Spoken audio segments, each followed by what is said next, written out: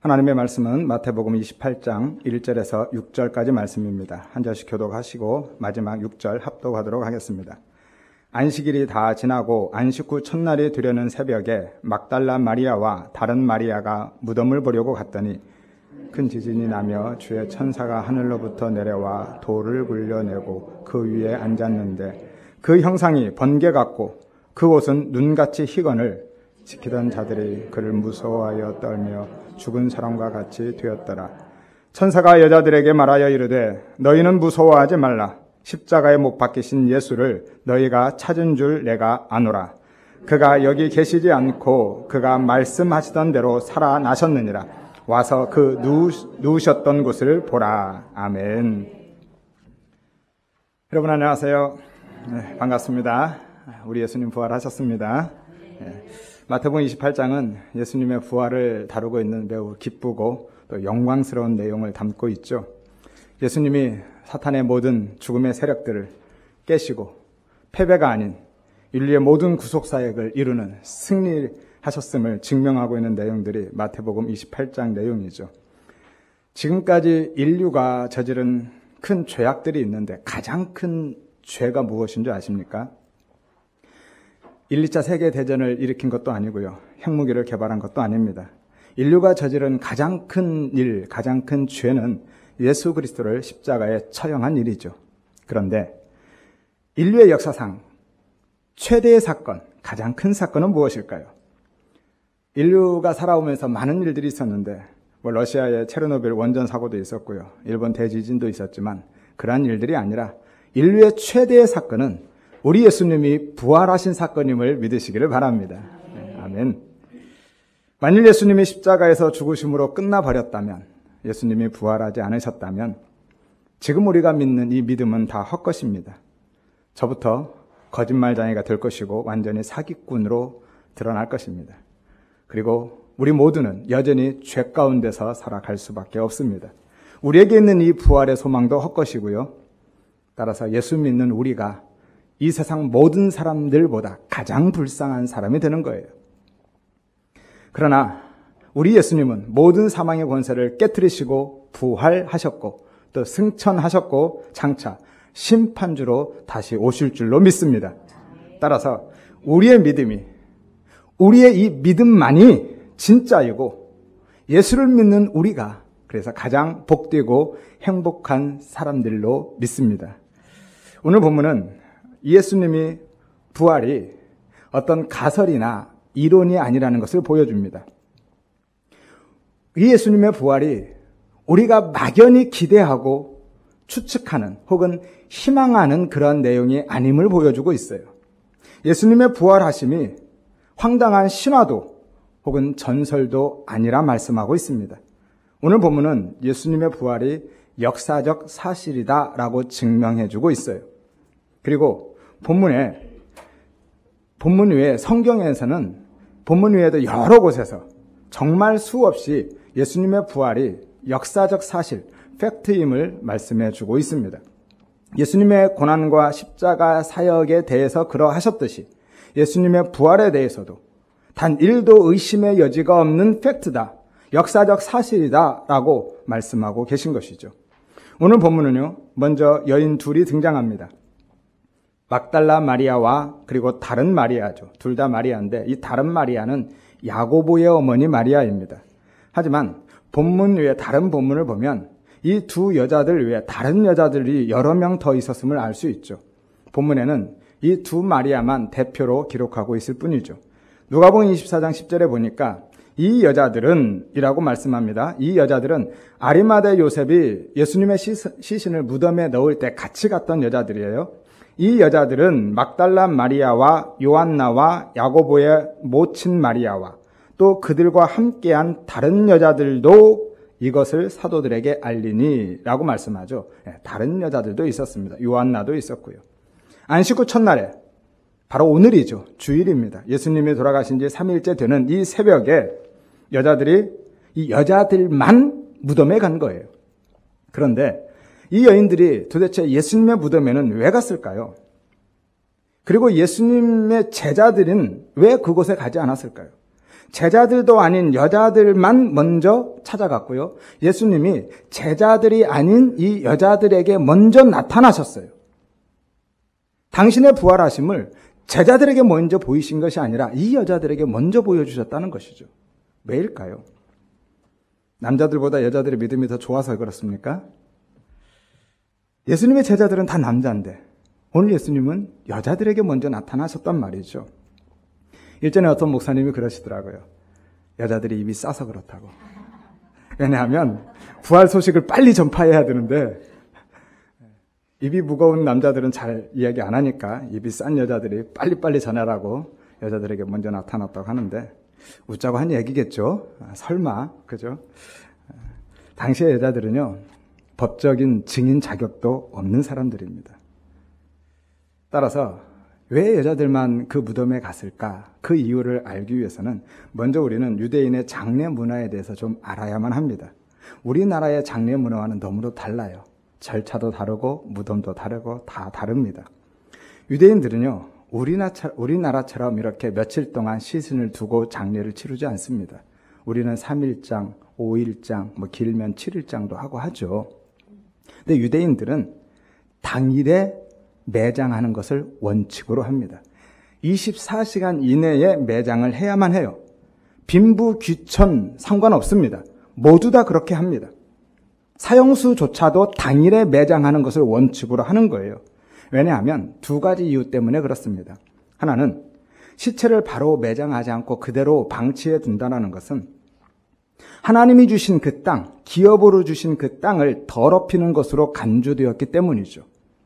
또 하나는 우리의 인생이 흙에서 왔기 때문에 가능한 한 빨리 흙으로 돌아가게 하는 것이 고인에 대한 예의다라고 생각을 했던 거예요. 그래서 당일에 매장하는 것을 원칙으로 하고 있습니다. 따라서 부자들은요, 살아있을 때 자기의 매장지를 미리 확보해 둡니다. 매장지를 미리 확보해 두지 않으면 당일에 매장하기가 어렵거든요. 따라서 바위, 당시의 바위들은 대부분 석회암입니다. 이 석회암을 파서 동굴을 만들고요, 거기에 매장지를 준비합니다. 이미지 한번 띄워주시죠. 저렇게 바위에다가 구멍을 파서 자기의 무덤을 미리 준비해 놓는 것이죠. 하지만 대부분의 가난한 사람들, 이 평민들은요, 그럴 만한 여력이 없습니다. 그래서 매장지를 미리 준비할 수가 없어요. 그러면 당일에 매장하려면 어떻게 해야 됩니까? 방법은 하나밖에 없어요. 그냥 땅에 묻는 거죠. 땅을 파고 묻는 겁니다. 이것을 성경에서는 평토장한 무덤이다 라고 말씀하고 있어요. 누가복음 11장 44절에 보면 화 있을진저 너희는, 이 너희는 바리새인들을 의미합니다. 너희는 평토장한 무덤 같아서 그 위를 밟는 사람이 알지 못한다라고 말씀하죠. 우리는 땅에 묻기는 하는데 위에다 이렇게 흙을 쌓아서 무덤이라는 것을 누가 봐도 알 수 있죠. 하지만 유대인들은 땅에 묻고 그냥 흙으로 덮어버리고 끝납니다. 그러니까 그 밑에 시신이 묻혀 있는지를 아무도 알 수가 없는 거예요. 바리새인들이 당시에 그랬다라는 것인데요. 그런데 당시에는 남녀의 역할이 철저하게 구분되어 있었습니다. 그것은 장례 문화에서도 마찬가지였어요.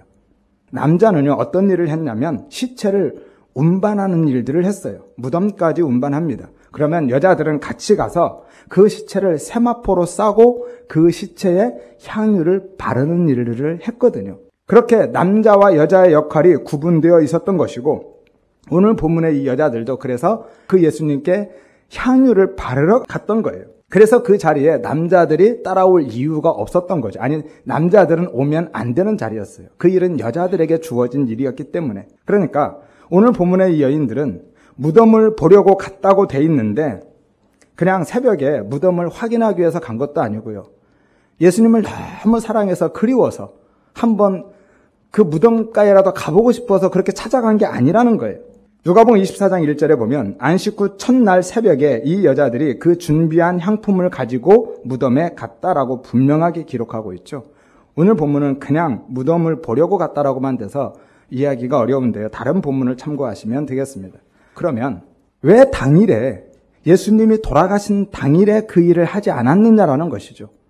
당일에 모든 일이 끝난다면서요. 문제는 안식일 때문입니다. 안식일에는 그들은 일체의 일을 하지 않거든요. 그래서 안식일에 장례가 나면 안식일이 지나서 장례를 치릅니다. 이건 예외예요.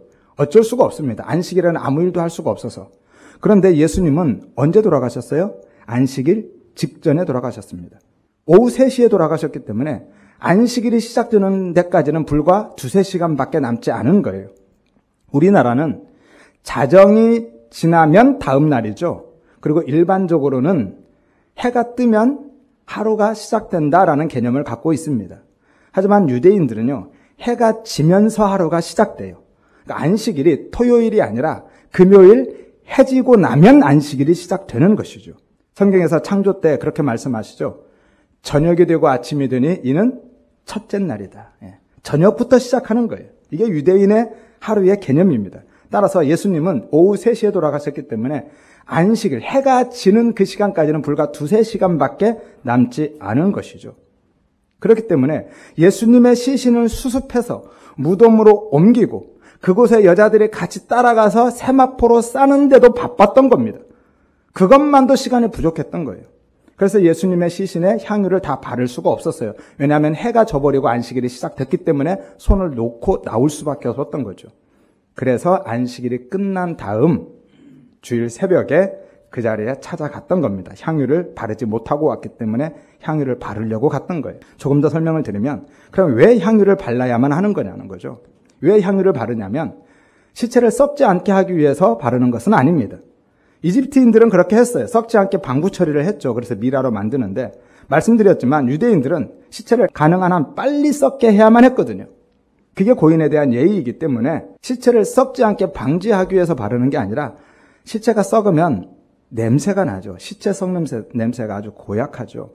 그 냄새를 중화시키기 위해서 향유를 바르는 겁니다. 우리나라는 시체가 참 빨리 썩어요. 습도가 높기 때문에. 하지만 이스라엘은 건조한 날씨 때문에 아주 오래 갑니다. 보통 한 1년 정도 간다고 하죠. 그렇게 오래 걸리기 때문에 향유를 발라서 그 시체 썩는 냄새를 중화시켜 주는 거예요.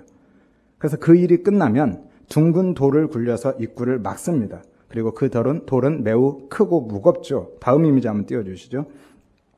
이게 무덤인데 저 앞에 돌이 있죠. 다음 이미지요.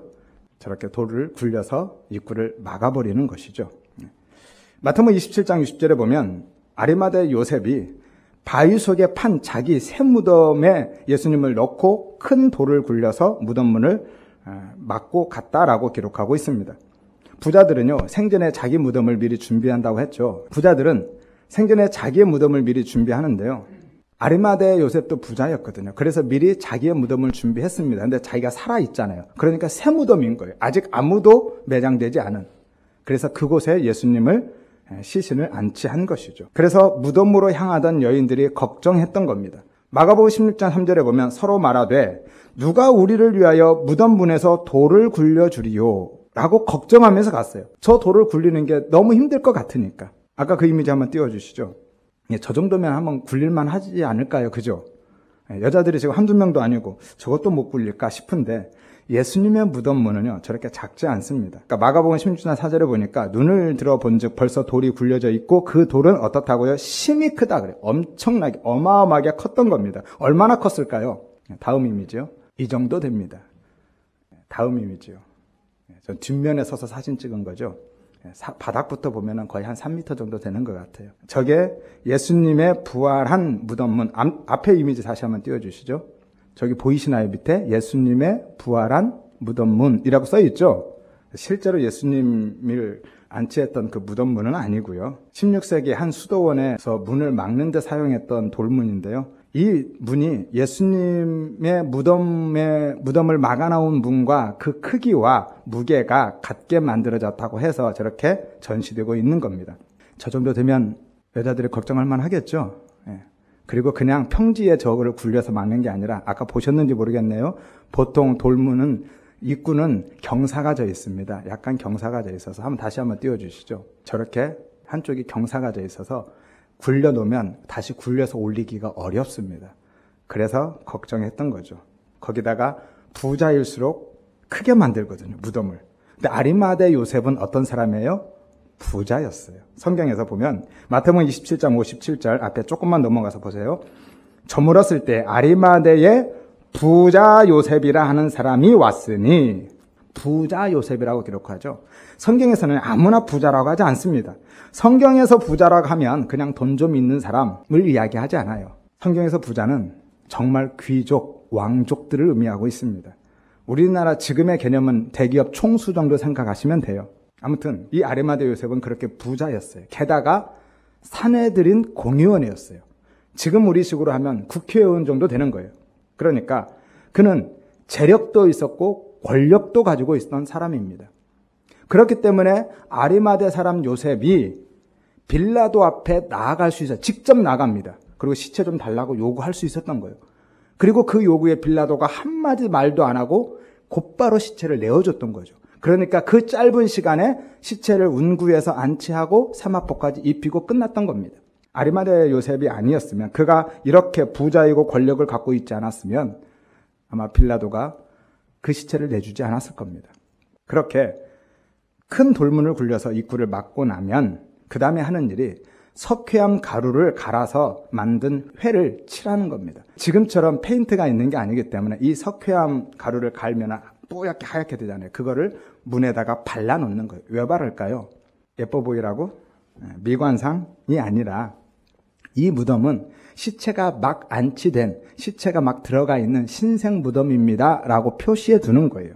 이것을 회칠한 무덤이라고 합니다. 마태복음 23장 27절에 보면 화 있을진저 외식하는 서기관들과 바리새인들이여 회칠한 무덤 같으니, 바리새인들이 회칠한 무덤이라는 거예요. 겉으로는 아름답게 보이지만 그 안에는 죽은 사람의 뼈와 모든 것에 더러운 것이 가득하다라고 기록하고 있죠. 그 안에는 시체가 썩어가고 있는 겁니다. 시체는요, 향유를 발라서 냄새를 중화시켜도요, 냄새를 완전히 없애지는 못합니다. 게다가 돌문은 완전히 밀봉하는 게 아니잖아요.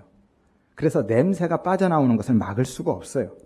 그래서 그 무덤문에 회칠을 해놔서, 하얗게 칠을 해놔서 사람들이 볼 때, 아, 저기에는 시체가 금방 안치됐구나, 그래서 냄새가 많이 나겠구나 라는 것을 생각하고 피해서 가든지 지나갈 때 코를 막고 지나가든지 그렇게 할 수 있도록 지나가는 사람들에 대한 배려 차원에서 회칠을 하는 겁니다. 미관상하는 게 아니에요. 아무튼 간에 오늘 여인들은 그래서 향유를 바르려고 무덤에 갔던 거예요. 예수님이 보고 싶어서 그리워서도 아니고, 예수님이 평소에 하신 말씀대로 정말 부활하셨을까, 살아나셨을까에 대한 궁금증도 아닙니다. 그들이 향유를 바르는 일을 끝내지 못했기 때문에 그 냄새를 중화시키기 위해서 그곳에 찾아갔던 겁니다. 그런데 문제는 무덤을 막고 있는 돌문인 거예요. 그래서 그것을 어떻게 옮기지? 라고 걱정하면서 갔던 거고요. 그런데 막상 도착하고 보니까 무슨 일이 벌어졌어요? 이미 무덤문이 열려져 있어요. 그리고 그 위에 누가 있어요? 무덤 문 위에 천사가 앉아 있습니다. 2절을 보십시오. 천사가 돌을 굴려내고 그 위에 앉아 있다라고 말씀하고 있죠. 어떤 사람은요, 그 여인들은 예수님을 원래부터 좋아했던 사람들이기 때문에 제3자, 객관적 관찰자가 아니기 때문에 여인들이 증인이 될 수 없다, 그 여자들이 거짓말하고 있는 것인 줄 어떻게 아느냐, 믿을 수가 없다라고 할 수 있겠죠. 하지만 말씀드렸듯이 이 여자들은요, 당시에는 법적에 증인으로 설 자격조차 없는 사람들이에요. 따라서 제자들이 정말로 거짓말로 예수님이 부활했다라고 꾸며내기로 작정했다면 바보가 아닌 이상 여자들을 증인으로, 첫 번째 증인으로 세우지 않습니다. 당시에는요, 라피 속담에 이런 속담이 있어요. 율법의 말씀을 여자들에게 전하느니 차라리 불살라버리겠다. 무서운 말이죠. 그만큼 여인들은 무시당했고요, 법적인 증인으로 설 자격이 없었다니까요. 그런데 제자들이 그렇게 했겠느냐라는 거예요. 오히려 자기들에게 약점이 되고 불리한데 그 여자들을 증인으로, 첫 번째 증인으로 내세우겠습니까? 그런데 제자들은 그렇게 하고 있습니다. 그 약점, 불리함까지 감수하면서 있는 그대로 충실하게 기록하고 있어요. 그래서 부활이 더 신뢰가 간다라는 거죠. 제자들이 정말로 거짓말하기로 작정했다면, 어떻게든지 예수님의 부활을 믿게 하려고 꾸며낸 일이라면 여자들을 첫 번째 증인으로 세우지 않는다는 것이죠. 이것이 바로 예수님의 부활에 대한 반증인 겁니다. 그리고 그 자리에는요, 아무도 없었던 게 아닙니다. 일반적으로는 일이 끝나면 다 사람들이 빠져나오고 아무도 없죠. 근데 그 자리에는 누가 있었어요? 병사들이 있었어요. 로마 군인들이 있었습니다. 27장 62절에서 66절에 보면 대제사장들과 바리새인들이 빌라도에게 요청을 하는 내용이 나옵니다. 예수가 살아있을 때 자기가 3일 만에 부활한다고 큰 소리 쳤는데 만약에 제자들이 그 시체 훔쳐가 놓고 예수님이 살아났다고 거짓말하면 어떻게 하냐. 그러니까 니들이 3일 동안만 좀 지켜줘라 라고 요청을 한 거예요. 누가요? 제사장들이. 그래서 66절에 보니까 경비병들과 함께 가서 돌을 임봉하고 무덤을 굳게 지켰다라고 기록하죠. 군인들이 지금 보초서고 있는 거예요. 아무도 접근할 수 없도록. 병사들이 그렇게 무덤을 봉쇄하고 지키고 있는데 갑자기 천사가 하늘에서 내려옵니다. 그리고 지진이 일어나고 돌을 굴려내고 천사가 그 위에 떡하니 앉아버리는 거예요. 그 천사의 모습은 번개가 치는 듯한 그 빛나는 모습이었다라고 말씀하죠. 2절을 직역하면 이렇습니다. 큰 지진이 일어났다. 왜냐하면 무엇 때문이다. 천사가 내려왔기 때문이다. 천사가 내려옴으로 지진이 발생하고 천사가 돌을 굴려버린 것이죠. 그리고 그 모습을 본 병사들이 지키고 있었으니까 눈으로 볼 수밖에 없잖아요. 그 병사들이 두려움에 떨면서 죽은 사람과 같이 되어버렸습니다. 떨다라는 것은 오늘 지진과 동일한 단어를 가져다 쓰고 있거든요. 그러니까 이 병사들이 정말 얼마나 겁에 질려 있는지를 한눈에 볼 수 있도록 그림으로 보여주고 있는 거예요. 죽은 사람과 같이 되었다. 넋이 나가서 움직일 수 없다라는 의미거든요. 그 자리에서 그냥 얼음이 돼버린 거죠. 그리고 이 소식을 전해들은 대제사장들 그리고 장로들이요. 그 군인들에게 돈을 주고 거짓말을 시킵니다. 야, 정말로 예수가 하나님의 아들이셨네? 라고 그들이 회개하고 돌아오는 게 아니라 그 무덤을 지키던 군인들에게 돈을 주고 회유를 하는 거예요. 거짓말을 시킵니다. 13절에 보니까 그의 제자들이 밤에 와서 우리가 잘 때 그를 도둑질해서 갔다고 해라 라고 돈 주고 거짓말 시켜요. 그들이 그렇게 거짓 모의를 하고 있는 것, 그것이 오히려 예수님이 진짜로 부활했다라는 것을 명백하게 증명해 주고 있는 것이죠. 그렇게 예수님의 빈 무덤을 확인하고 부활하신 예수님을 직접 만나서 돌아간 이 여인들이 제자들에게 혹은 다른 사람들에게 그 사실을 알립니다. 그런데 제자들이 믿지 않아요. 믿으려 하지도 않습니다. 그리고 정말 더 황당한 것은 이 여자들을 정신병자 취급해버려요. 누가요? 제자들이.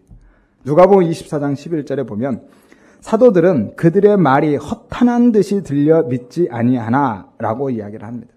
허탄한 듯이 들려서 믿지 않았다.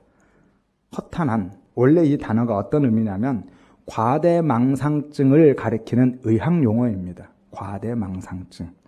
정신병자 취급하고 있는 거예요. 누가복음을 누가 썼죠? 누가 썼냐니까요. 누가가 썼습니다. 이 누가의 직업이 뭐예요? 의사거든요. 누가복음에는 특히 이 의학 용어들이 많이 나와요. 그 중에 하나가 바로 오늘 본문의 이 단어입니다. 허탄한, 과대망상증. 그러니까 제자들조차도 여자들의 말을 믿지 않습니다. 베드로만 혹시 모르니까 무덤에 달려가서 확인해 보는 거예요. 그래서 세마포만 발견하고 오죠. 도마는 어땠습니까? 제자들이 이야기해도 안 믿지 않아요. 도마는.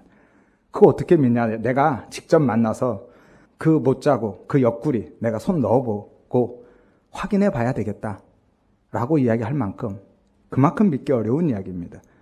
그런데 그런 제자들의 그런 의심, 그런 불신이 역설적이게도 오히려 예수님의 부활을 확인해주고 증명해주고 있다는 거예요. 예수님의 부활이 얼마나 확실한지를 반증해주고 있는 것이죠. 그렇도록 의심했던, 불신했던 이 제자들이 나중에는 어떻게 되죠? 믿고 증인이 되어서 살아갑니다. 이전에는 예수님이 돌아가셨을 때 전부 다 예수님을 떠나고 그 자리를 떠나서 자기 생업으로 돌아갔던 사람들이에요. 그런데 나중에는 어떻게 됩니까? 그들이 그 부활의 사실을 평생 증거하면서 살아가다가 결국은 대부분 다 순교합니다. 자기의 목숨 내놓고 그 일을 이야기를 하고 있다라는 거예요. 예수님의 부활이 확실하지 않았다면, 만일 자기들이 꾸며낸 이야기라면 그들이 그렇게 목숨 걸고 증인으로 살겠습니까? 평생 불리한 증언을, 평생 고난받는 삶을 살아가다가 결국은 죽는데 그 일을 하겠느냐라는 거죠. 그래서 예수님의 부활이 확실한 역사적 사실이었다라는 것을 보여주고 있는 것이죠.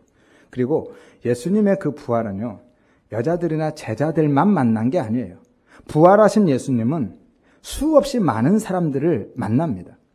그냥 지나가면서 눈만 마주치고 간 게 아니라 직접 만나서 만지고 이야기하고 함께 먹고 그렇게 40일 동안 같이 생활을 합니다.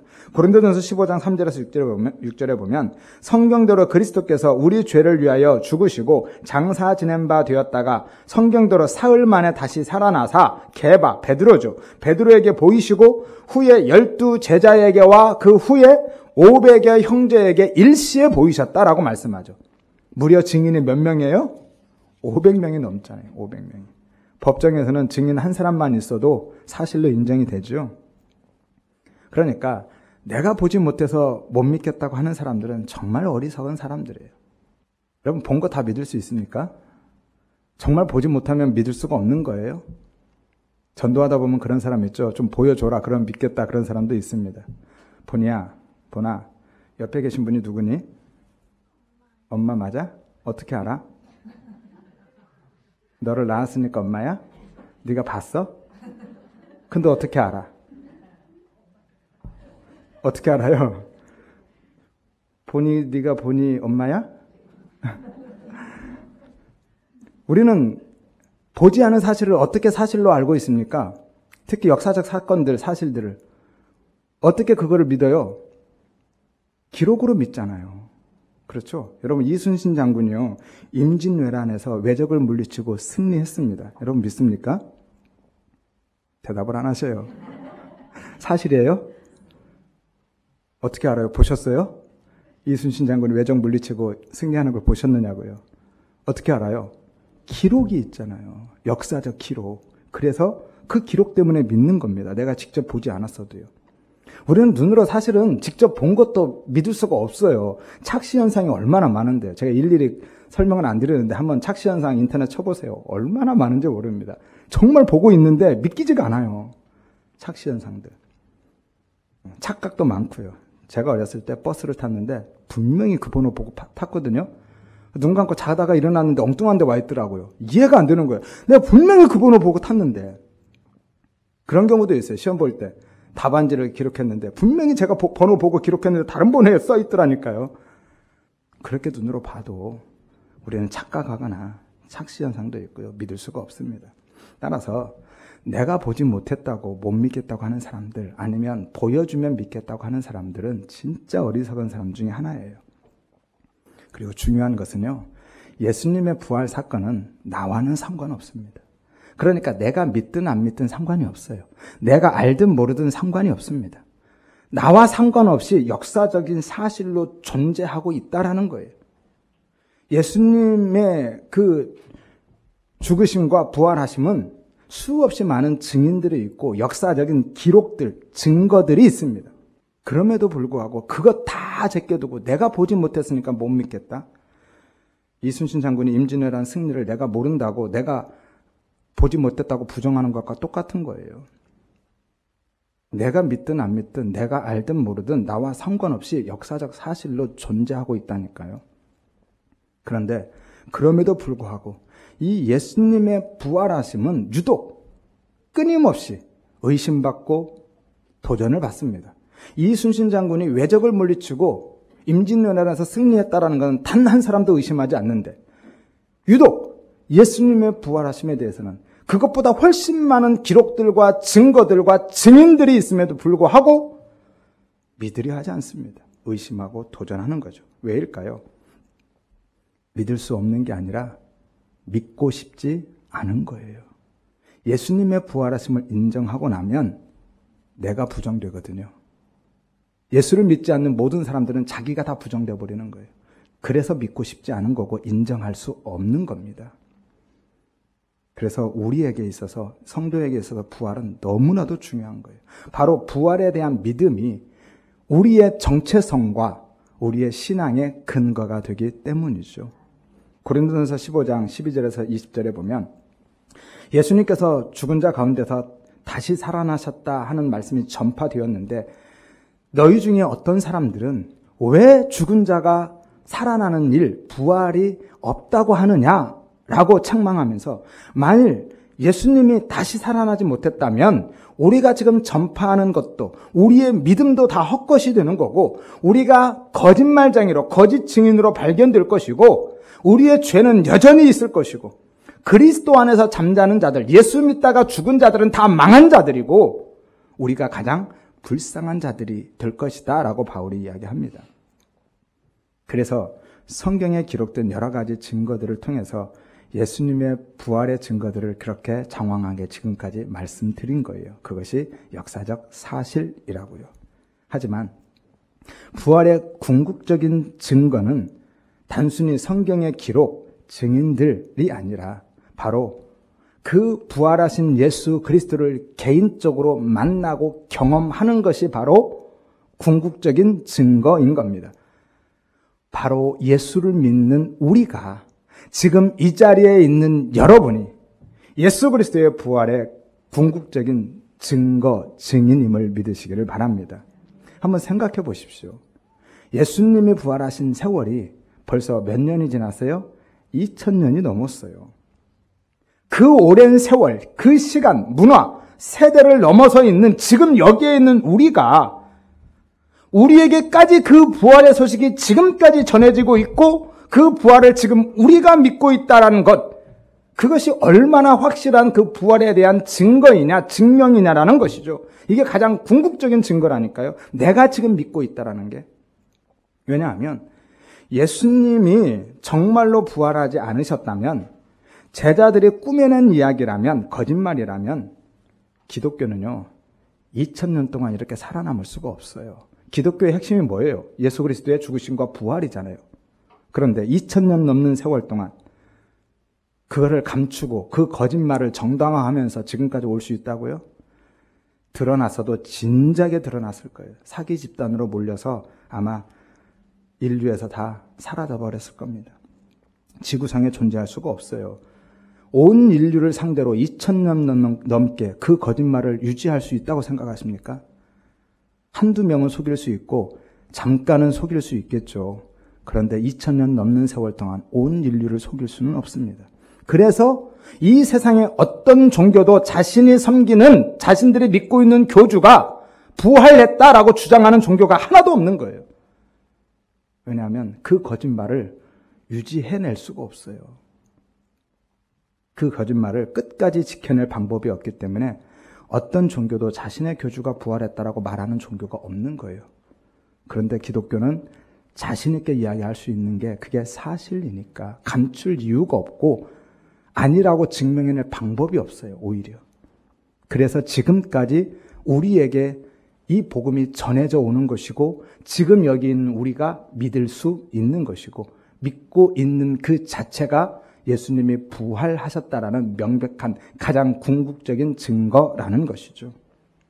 혹시라도 아직도 예수 그리스도의 부활에 대한 믿음이 없으신 분은 그래서 부활하신 그 예수님이 나를 개인적으로 만나 주시기를 위해서 기도하시기를 바랍니다. 사도 바울은요, 예수를 믿는 사람이 아니라 예수 믿는 사람을 잡아 죽이는 일에 목숨 건 사람이었어요. 그런데 예수님, 부활하신 예수님이 그를 만나 주시자 어떻게 변했습니까? 예수를 믿는 사람을 잡아 죽이는 일에 목숨 걸었던 그가 예수를 증거하는 일에 목숨 건 사람이 되어버리잖아요. 그 예수 그리스도, 그 부활을 증언하는데 목숨 걸고 살아갑니다. 지금도 하나님은 살아계시고 지금도 부활하신 예수님은 우리를 개인적으로 만나주고 계심을 믿으시기를 바랍니다. 사도 바울에서 끝난 게 아닙니다. 성경에서 끝난 게 아니라 지금도 우리를 만나주고 계셔요. 그래서 아직도 예수님의 부활에 대한 믿음이 없으신 분은 그 만남의 은혜를 사모하시고 구하시기를 바랍니다.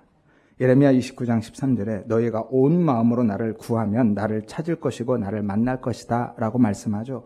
예레미야 33장 3절에 너는 내게 부르짖어라 내가 너에게 응답할 것이고 네가 알지 못하는 크고 비밀한 일을 보여주겠다 라고 말씀하잖아요.